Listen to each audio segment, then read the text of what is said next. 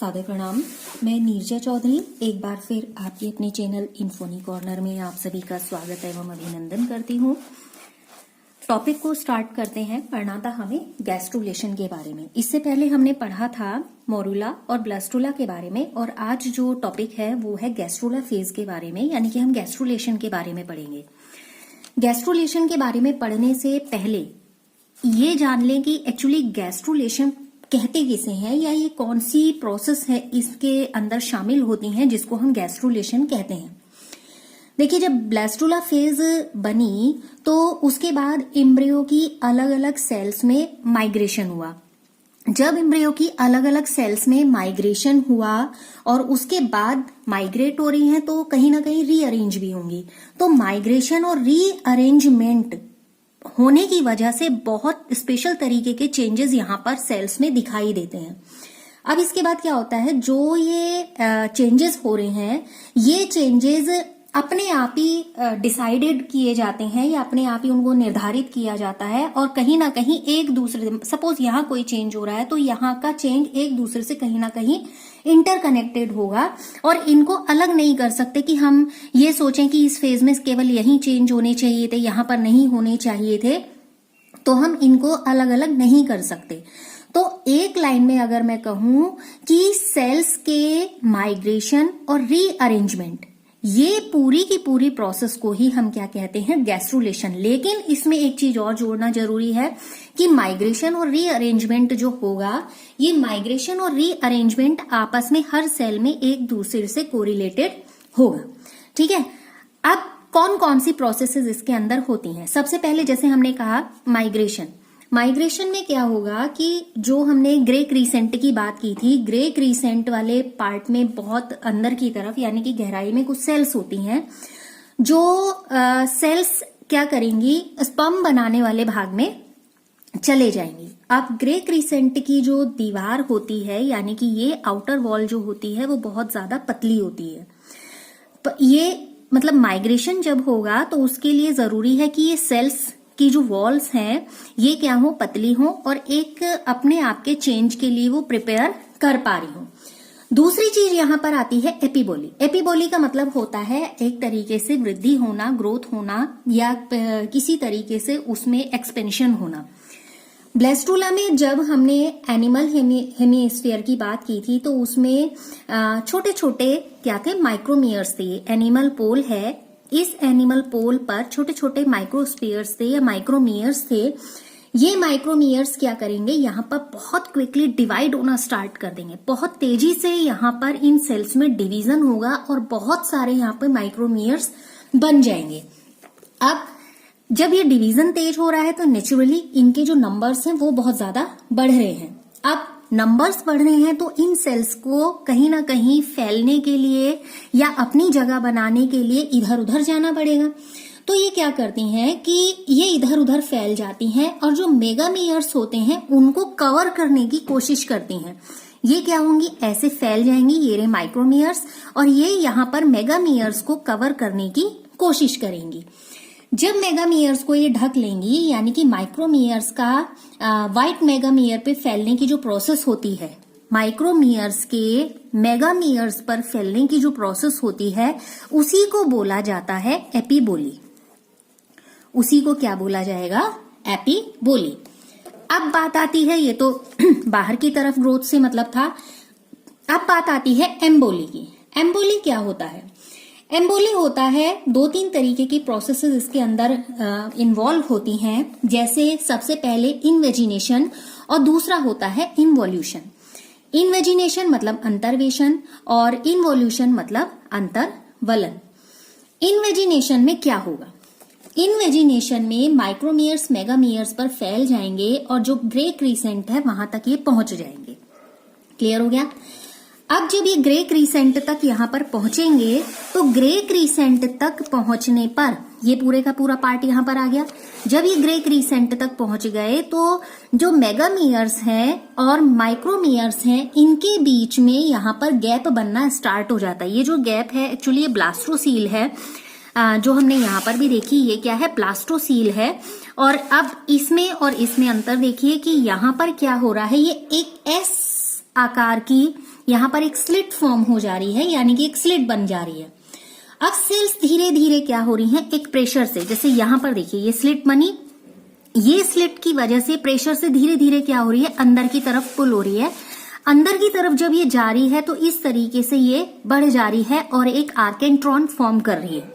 ठीक है, अब यहाँ पर क्या होगा, जब ये स्लिट ये है, जैसे डॉर्सल लिप ऑफ ब्लास्टोपोर की बात करूं तो इस तरीके से इसको नेमिंग की गई है, किसको, जो कि स्लिट बनी है जब माइक्रोमीयर्स बढ़ गई है और मेगामीयर्स को वो कवर करने की कोशिश करती हैं और उसके बाद यहाँ पर आर्केंट्रॉन फॉर्म हो जाती है। अब इन्वोल्यूशन में क्या होता है कि ब्लास्टोपोर बन गया है। ब्लास्टोपोर बनने के बाद ये रहा ब्लास्टोपोर, यहां से देख लीजिए, ये रहा ब्लास्टोपोर। ब्लास्टोपोर बन गया है और ब्लास्टोपोर बनने के बाद क्या होगा, जो डॉर्सल साइड पर प्रीकॉर्डल प्लेट होती है वो माइक्रोमीयर्स को यहाँ पर ढकने का काम करेगी, यानी कि ढकना भी ना कहें तो ये क्या काम करेगी, इसको अंदर की ओर इंसर्ट करने का काम करेगी, यानी उसे ट्रांसफर करेगी।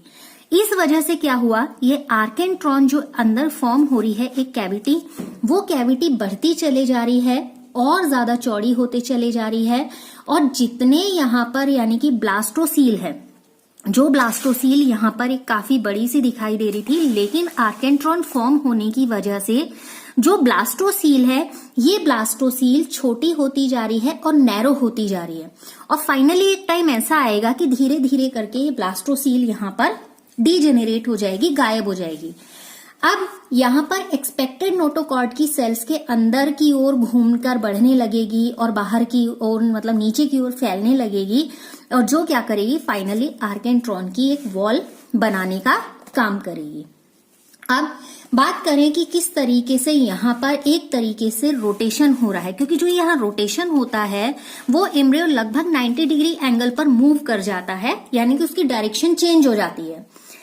जो माइक्रोमीयर्स हैं वो माइक्रोमीयर्स वेजिटेटिव हेमीस्फीयर या इनएक्टिव पोल की बात करूं उसकी ओर बढ़ते हैं, और जिस वजह से ब्लास्टोसील लगातार यहाँ बड़ी है, यहाँ छोटी है और ऊपर सबसे बड़ी थी, तो ये लगातार क्या हो रही है, छोटी होते चली जा रही है, सेल्स में ट्रांसफर हो रहा है। और अगर ब्लास्टोसील छोटी हो रही है तो आर्केंट्रॉन बड़ी हो रही है। देखिए यहाँ पर हमने पढ़ा था एनिमल पोल यहाँ है, लेकिन मूवमेंट हुआ, अभी हमने कहा कि वो लगभग 90 डिग्री एंगल तक मूव कर जा रहा है, तो वो कहाँ हो गया, मूवमेंट इधर जो एम्ब्रियो है वो मूव कर जाएगा, एक्सिस बदल जाएगी।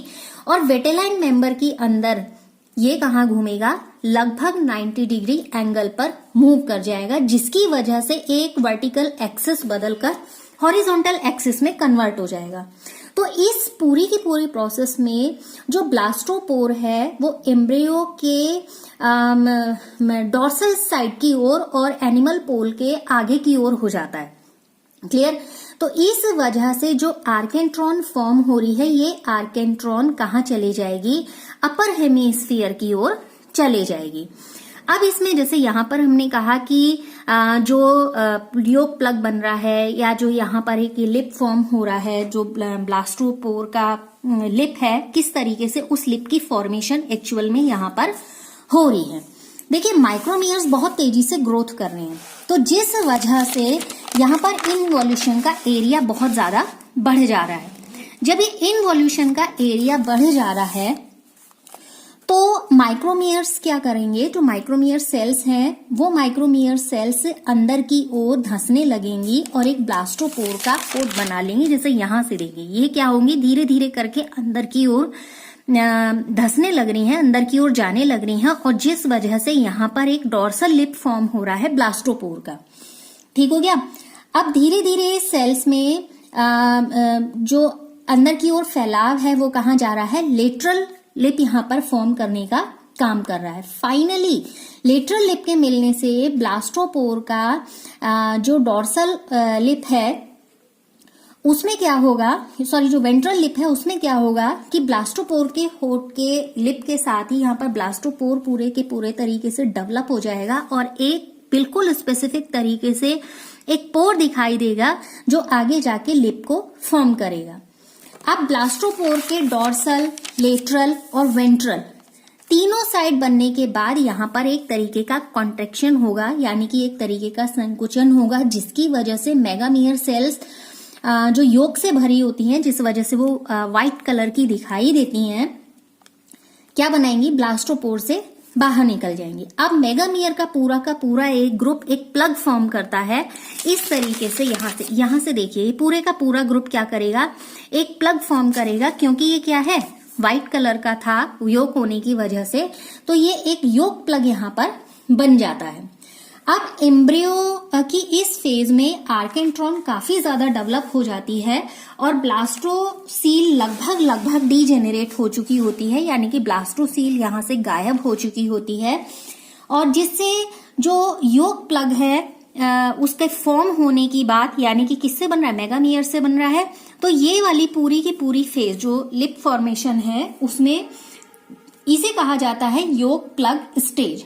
इसके बाद जहां ये योक प्लग स्टेज आती है, गैस्ट्रुलेशन की जो प्रोसेस है या गैस्ट्रुलेशन जो है वो कंप्लीट हो जाता है। तो ये शॉर्ट में था कि किस तरीके से यहाँ पर लिप फॉर्मेशन होती है, ब्लास्टोपोर लिप फॉर्मेशन होती है, और किस तरीके से गैस्ट्रुलेशन की प्रोसेस आगे बढ़ती है, किस प्रोसेस को गैस्ट्रुलेशन कहा जाता है। तो फिलहाल आज के सेशन में इतना ही। नेक्स्ट सेशन में हम पढ़ेंगे कि फॉर्मेशन जो होती है जर्मिनल लेयर्स की, उन जर्मिनल लेयर्स की फॉर्मेशन के द्वारा, जैसे 3 जर्मिनल लेयर हुई, एक्टोडर्म, एंडोडर्म और मीजोडर्म, हम ये पढ़ेंगे कि एंडोडर्म, मीजोडर्म या एक्टोडर्म से कौन कौन से ऑर्गन फॉर्म होते हैं। तो formation of 3 primary germinal layer, ये नेक्स्ट टॉपिक होगा। फिलहाल आज के सेशन में इतना ही। लगातार साथ बने रहने के लिए आप सभी का बहुत बहुत धन्यवाद।